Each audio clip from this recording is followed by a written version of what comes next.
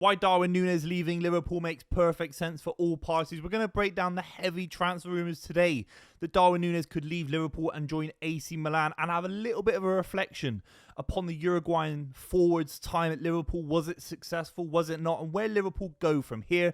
Make sure you subscribe to the channel, like the video as well. Leave your comments down below. Was Darwin Nunez successful? Give it a rating, maybe out of 10. Maybe I'll give mine at the end of the video. Ultimately, Darwin Nunez, it's been dramatic. It's been successful on paper. He's won a Premier League title, the second Premier League title that Liverpool have ever won, and he was a part of that. He scored goals in that season. A lot of money, £85 million, and that's a couple of years ago as well. That's 3 years ago when he came to Liverpool from Benfica, scoring an unbelievable amount of goals. And it's kind of petered out. Let's be completely real. I'll read off some of the stats. His season before he joined Liverpool, 34 goals in 41 appearances for Benfica. Does that allude to maybe Gyökeres potentially struggling in the Premier League? I'm not so sure. Then he goes 15 goals, 4 assists in 42 games. He's playing a lot of football, Darwin Nunez. That's one asset you can always say about him. His fitness, his availability. He's always been spot on for Liverpool. And they're okay numbers. They're okay numbers. He's adjusting to life in the Premier League. 18 goals, 15 assists. It picks up the following season in 54 games. The issue in that season, which is the season before last, only 11 goals in the Premier League. So you can see clearly that he's struggling to find opportunities to finish chances in the Premier League. But he scores quite a few in the Europa League that season. And then last season, it completely gets killed off. 7 goals last season in 47 appearances. That is absolutely shocking. And he has been a part of the squad. He doesn't down tools. He doesn't not work hard. He's energetic. I think he's always been someone that links up playing and provides a lot of space for players around him. There's no question about it. I think he's made, at points, Gakpo. I think he's made Diaz and Salah better footballers and given them opportunities. But you can't always have that in a side. You need players to bury their own chances, particularly if you sign him for £85 million.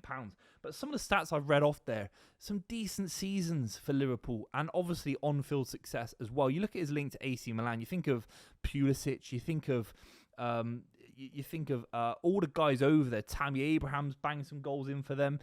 Ruben Loftus-Cheek.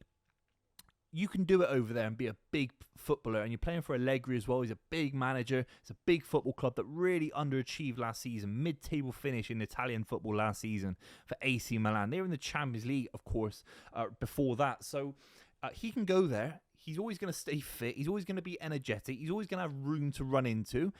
And I think he's going to completely tear it up. It reminds me a little bit of that kind of Lavezzi at Napoli vibes, Cavani at Napoli vibes. I think he can do absolute bits for AC Milan. I think it'd be a very, very good transfer. We have to talk about the financials, because ultimately, £85 million, if you can make 40, £50 million if you're FSG at Liverpool, I think that's good business. You can't always make break even on footballers, particularly if they've given you some decent success as well. And then you look at his individual statistics. Why would AC Milan or the Saudi Arabian clubs that are linked with him, why would they pay full top market value for someone that's just scored 7 goals in nearly 50 games? It's not going to happen. But apparently Liverpool wants £65 million plus add-ons. And if AC Milan matched that, then that would be unbelievable business from Liverpool yet again. And you think, I've been saying it on this channel for weeks now, you can literally just lump that onto Isak, throw an extra £80 million, make the bid £140 million plus add-ons, and get one of the top strikers in world football come through your door, and kind of cut your losses with Darwin Nunez. I think it'd be extraordinary business, and today it looks like AC Milan are opening talks in negotiating for that kind of fee, £65 million. I'll be completely real. I think if Liverpool got £40 million, it would be exceptional business.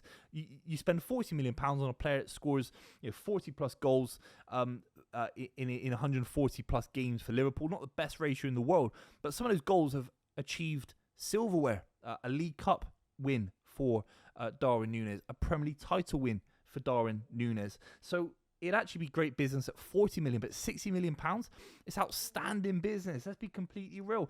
Arne Slot has to trim this squad, whether we like it or not. I couldn't believe they got rid of Diaz, to be honest. It made a lot of sense in terms of the money that they got for him. But when the rumours happened, I didn't quite get it because I thought he had a big role to play next season. This one makes a lot of sense. He's nowhere near Diaz. He's nowhere near Salah or Gakpo or Ekitike or Florian Wirtz. He's probably behind Chiesa on some level. I think Chiesa's a smarter footballer. He's just got a worse injury record. Let's be completely real. Darwin Nunez isn't cut out to be playing for a club the size of Liverpool in terms of trying to win the Champions League next season. Imagine you're in the Champions League semi-final, Salah's been injured or Wirtz has been injured, and you've got Darwin Nunez running through on goal. Some of his misses, we have to talk about them, are absolutely embarrassing. I'll start off positive. How about that? There were a few games where Darwin Nunez completely set the world alight. I remember at St James's Park against Newcastle United. I remember at the KP Stadium in the Community Shield when Haaland made his debut as well. He made his debut, he scored a nice little goal, sort of nipping it under the keeper, a little header in the box. We all thought Darwin Nunez was going to go on and match Haaland's goal-scoring record that season. Obviously came nowhere near it. But there were some standout performances from Darwin Nunez where you looked at him, you thought he's completely ripped, completely jacked, he's completely outpacing people, bullying people, physically has this unbelievable quality to him.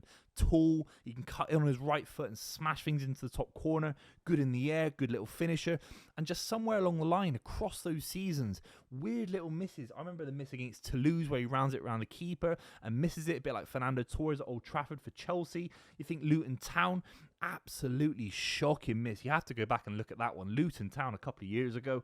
Manchester United, there was a big open net miss where it goes across for a throw-in. Newcastle United actually had a big miss as well. So too many points last season. And crucially, when there was a little bit of a wobble for Liverpool where Arsenal were catching up, it was a tight part of the Premier League title race, if I'm not mistaken. And he's got a big opportunity against Aston Villa to completely nail a result for Liverpool and get 3 points on the board.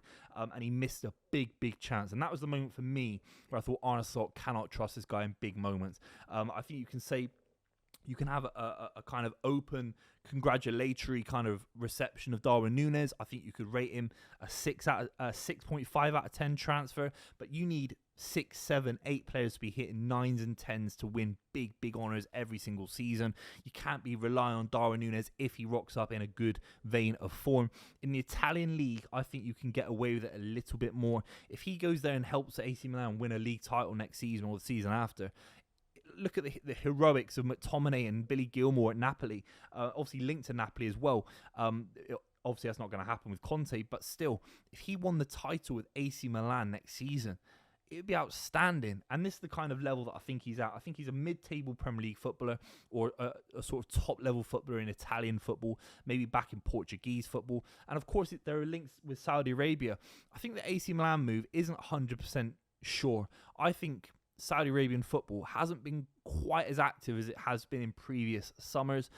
I think Darwin Nunez joining when João Felix has joined Al Nassr could be a big move for Saudi Arabian football because these guys are still in their prime. You know, Darwin Nunez is 26 years old, so it wouldn't surprise me if one of the Saudi Arabian clubs come back in for him because he's a huge footballer, big name, and he could go to new heights in a different kind of way.